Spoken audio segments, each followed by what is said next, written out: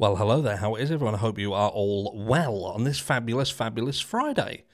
And you're also looking fabulous. How do you do it?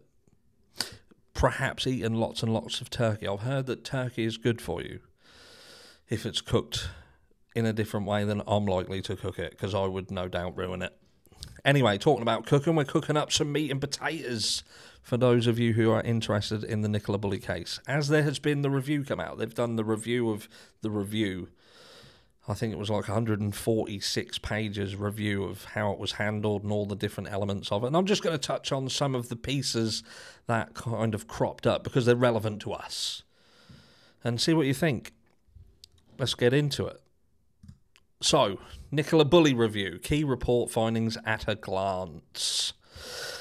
So, here we go. An independent review of Lancashire Police's handling of Nicola Bulley's disappearance has been published. The mother of two was walking her dog when she went missing in January, prompting a huge search before her body was eventually found in the River Wye. The College of Policing report praises the investigation into the 45-year-old's disappearance, but criticises its media strategy. We look at some key findings in the 103-page report, so 143-page report. So the report praised the police investigation and search itself, describing it as very well conducted and resourced. Let me know down below, answers on a postcard, what you think to that statement. The resourcing and execution of the search strategy was extensive, comprehensive and commendable, the review found. That's why it took so long to find her. Right, disclosure of personal information. A big part, we know what was said there. We don't need to repeat what happened. Some of us felt that it was a little bit of it was like a bit of a, oh, you've said this and we're going to throw it. It was like them throwing their toys out of the pram. But Lancashire Police was criticised for revealing highly sensitive personal information that Ms Bulley had been struggling with the menopause and alcohol issues. It was avoidable and unnecessary, the review concluded. The review found the force should have given non-reportable background briefings to accredited journalists to shape responsible reporting without releasing personal information. It said the way in which this information was eventually communicated to the public proved to be the most controversial aspect of the investigation. The failure to brief the mainstream media on a non-reportable basis on this information or to adequately fill the information vacuum allowed speculation to run unchecked. It did, 100%. That piece of information certainly fueled the fire for some things being said. But we'll conclude, we'll carry on. Critical incident, this is an interesting one. The failure to call the investigation a critical incident earlier on, despite meeting the national definition, led to several challenges, the report said. The declaration on the 16th of February, almost 3 weeks after she went missing, was so late that it was rendered ineffective, the report said. It concluded Ms Bulley's disappearance should have been declared to be a critical incident as early as the 30th of January. I agree. The decision failed to take into account the exceptionally high media and public interest in the investigation and hampered the force's ability to control the narrative and undermined public confidence, the report found. Ms Bulley's body was found 3 weeks after she disappeared, with a coroner later finding she had fallen into the river accidentally. Now, what I will say with reference to this piece of information, the coroner can't determine that she fell into the river accidentally. He can't do that. He can work out the mechanics of death, and then based on the information given to him or her, can say, right, I believe that this person most likely fell into that water, but there's no way to know whether the coroner won't know if she was pushed into the water. So we just need to clarify that. Nobody who wasn't there with the information that we have can 100% state that Nicola Bulley fell in. There was no, remember, there was no sign of her falling in. There was no sign on the riverbank that was found and documented that we was given access to publicly that would lead you to believe that she fell in, that she'd slid down the embankment, that there were signs of a slip down the embankment. There was none of that. They looked for it, they couldn't find it.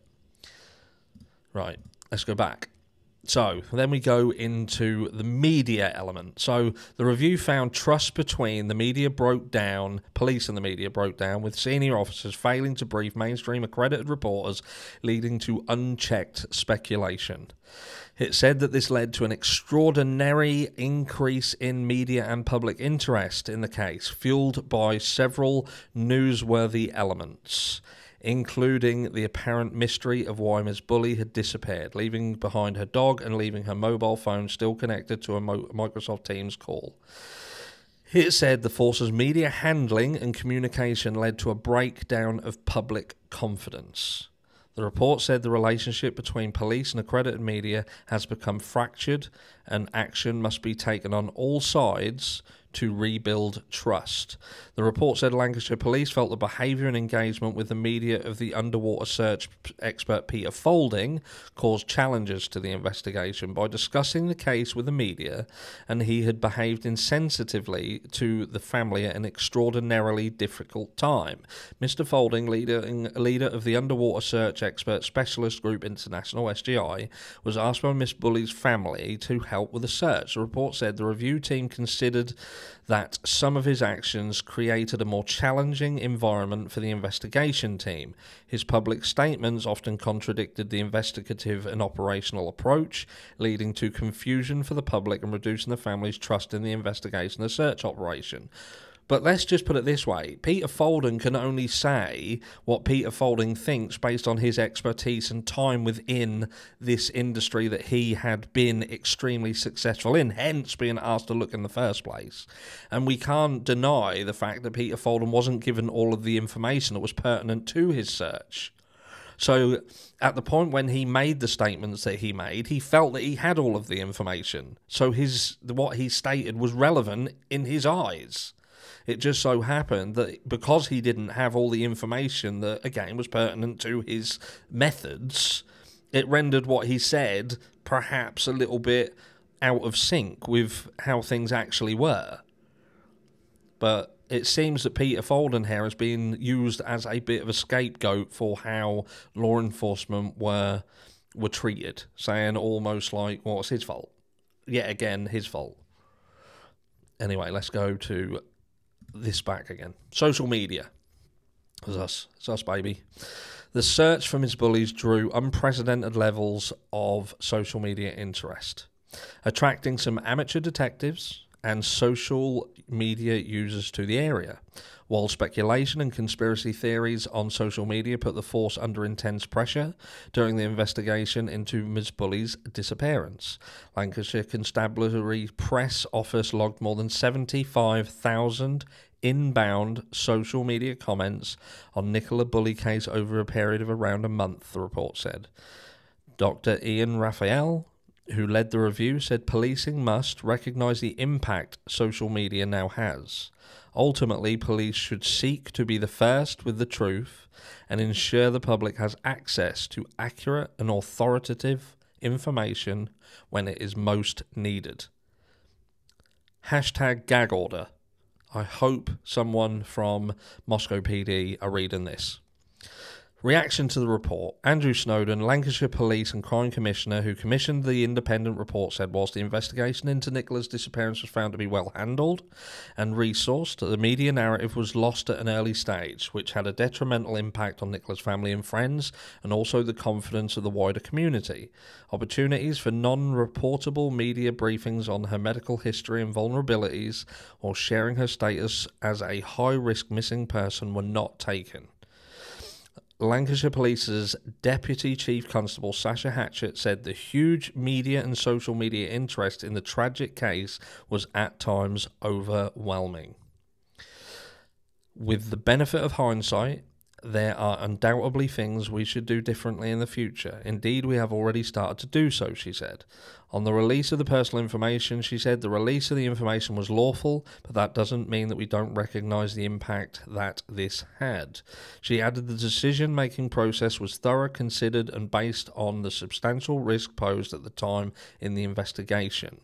In a 7-page response to the findings, Mr. Folden said that there were several statements in the report which did not reflect the actual events. If at any time I was asked to stop updating the media, I would have immediately, but no request was ever made, he said in a statement. He denied he had signed any NDAs, adding, my only instructions I was given was to use discretion and keep operational information confidential. I was never given any operational information and never disclosed any. So there you have it. That is the report. So they did well. There were some issues with it, and she accidentally fell in the water and drowned. And that is your conclusion. Let me know down below what you think, and we shall be talking about this in a live coming shortly. I'll catch you all in the next one.